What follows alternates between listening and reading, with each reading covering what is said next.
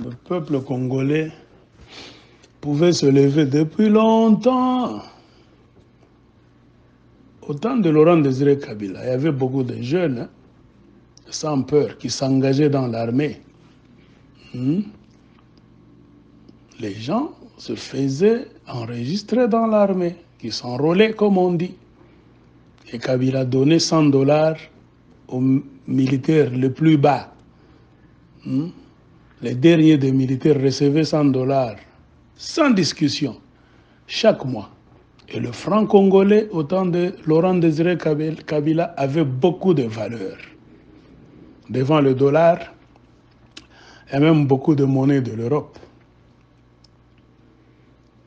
Maintenant, le problème qui bloque le Congo, ce sont les politiciens. Quand on vous appelle là pour faire vos deals, le problème du Congo, le blocage, ce sont les politiciens avec leurs deals.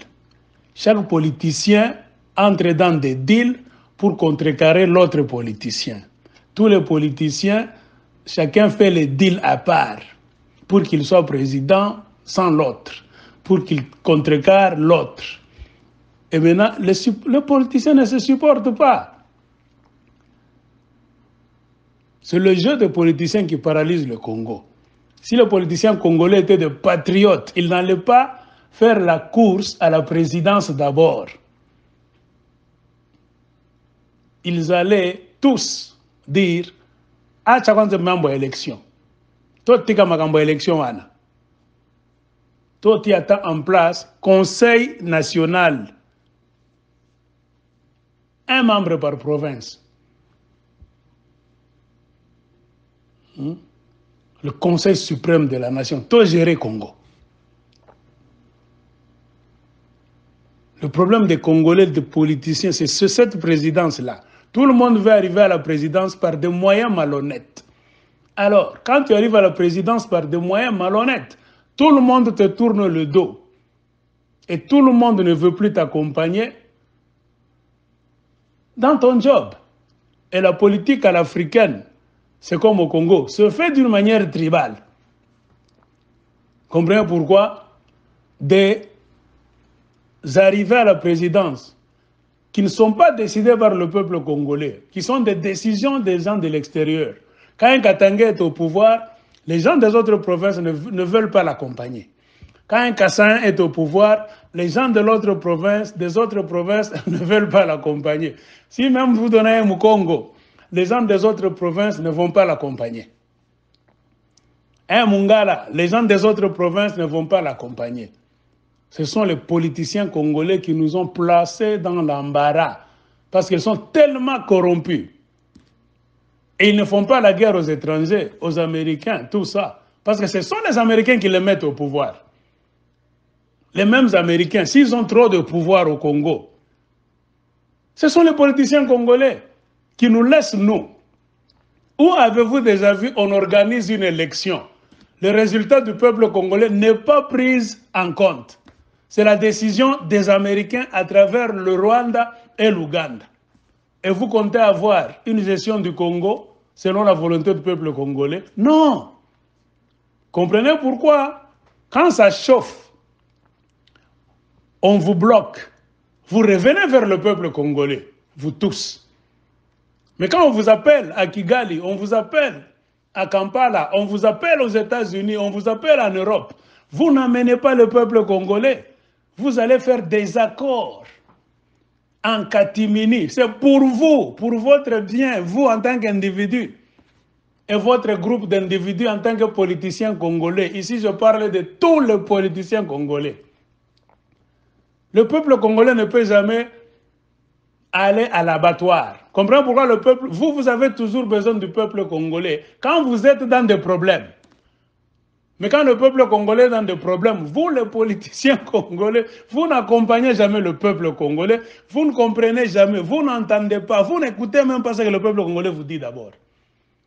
C'est ça le blocage. Le blocage du Congo, c'est la classe politique actuelle. Le changement ne viendra pas des politiciens congolais. Parce qu'ils sont déjà empêtrés dans la boue jusqu'au cou. Il faut une force extérieure. Et la plus grande armée, qui fait peur même aux grandes puissances, américains, français, belges et consorts, c'est le peuple.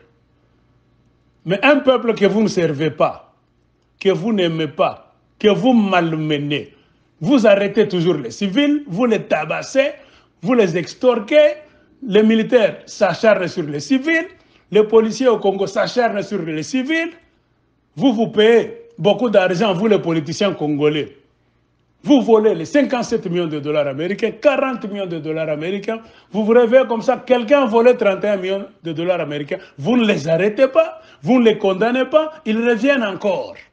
Vous les recyclez dans vos gouvernements et le peuple congolais toujours dans la misère à toutes les échelles de la vie sociale. Les parlementaires eux-mêmes, députés nationaux et même provinciaux, qui sont les représentants directs du peuple, s'en foutent du peuple congolais.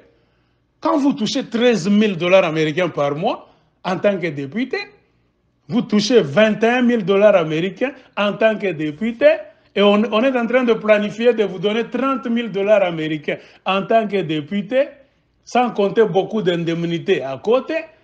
On vous donne des jeeps, palissades par exemple, et le peuple que vous dites vous représenter souffre. Vous ne vous êtes jamais battu pour le peuple. Vous taisez.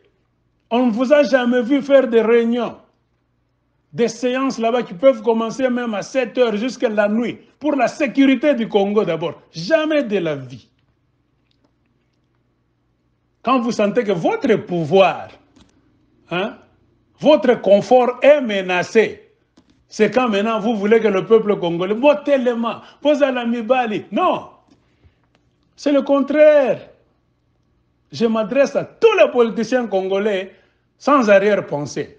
Avant de dire au peuple congolais de se lever, pona kobunda, demandez-vous d'abord, vous les gens du pouvoir au Congo, tous les pouvoirs, c'est-à-dire vous les politiciens en vrac, qu'avez-vous déjà fait pour le peuple congolais? Pour que, si vous êtes dans des problèmes, si le pays est dans des problèmes, le peuple aussi va se lever facilement pour aller se battre. Et le peuple congolais, ce ne sont pas des enfants. Hein. Ils ne peuvent jamais accepter de vivre une vie de misère. Chaque fois, vous mangez bien, vous êtes bien dans votre structure là-bas. Et quand ça ne va pas, le peuple à qui vous n'avez rien foutu, vous les appelez maintenant pour se prendre la main dans la main. Unité nationale, allons sauver le pays. Mais le peuple ne peut jamais rien faire. Le peuple congolais ne foutra rien. Comprenez pourquoi dans chaque pays, il y a des leaders. Et le peuple ne rend que la monnaie que vous lui rendez aussi. Un peuple qui se sent protégé, respecté. Donc, vous créez des emplois. Donc, vous mettez votre peuple dans un environnement social, politique, culturel, confortable.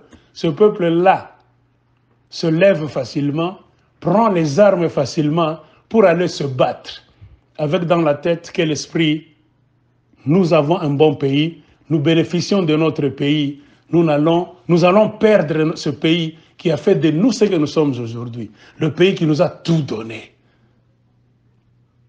Les gens se battent pour ne pas perdre leurs acquis.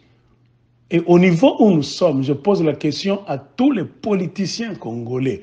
Le peuple congolais va se lever pour aller se faire tuer par des gens qui sont armés. Pour défendre quoi qu'ils ont aujourd'hui. Regardez vous politiciens, ce que vous avez donné au peuple congolais. Aujourd'hui, il y a 5 ans, 10 ans, 15 ans, 20 ans. Faites votre bilan, vous tous. Majorité présidentielle, opposition, les neutres, tout ça. Vous, les politiciens congolais en vrac, posez-vous la question. Posez-vous la question. Le peuple congolais peut se lever aujourd'hui rapidement pour aller se battre, pour sauvegarder le pays. Qu'est-ce que ce peuple-là a bénéficié depuis que vous êtes au volant de ce pays-là? Répondez.